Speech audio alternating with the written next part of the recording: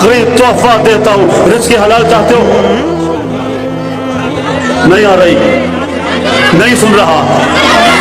किससे किससे किससे?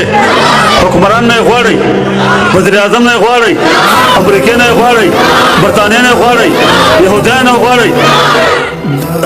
देने वाला कौन? जोर से बोलो, देने वाला कौन? लोगों सुबह की नमाज के बाद 11 मरतबा और मगरिब की नमाज के बाद 11 मरतबा सूरह कुरैश पढ़ा करो। माता इमरान से गाड़े बराबर का वक्त नहीं दे रहे।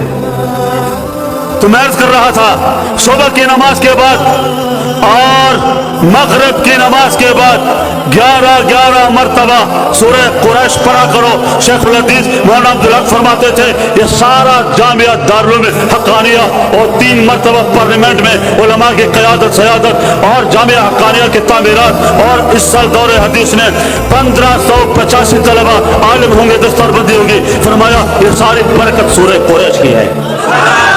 और जामिया अबू हुरैरा का नाम सुना होगा, दौरा हदीस तक तलबा, मेरी 100 से ज्यादा किताबें दुनिया में गर्दिश कर रही हैं, छप गई हैं। ये अब शरह मुस्लिम पे काम शुरू है, 18 जल्दें छप गई। ये मैं उनसे सुनकर इजाजत लेकर जामिया अबू हुरैरा अल कासिम अकेडमी, और मेरी सारी तसनीफात सूरह कुरैश की बरकत है।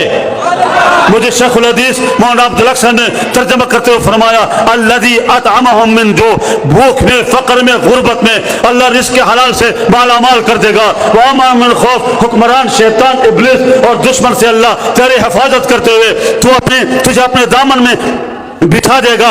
एक शर्त है, फलियाबुदु रब्ब हाज़िल बैत, नमाज की पाबंदी करो, जमात न छूटे, तकबीरे उला न टूटे।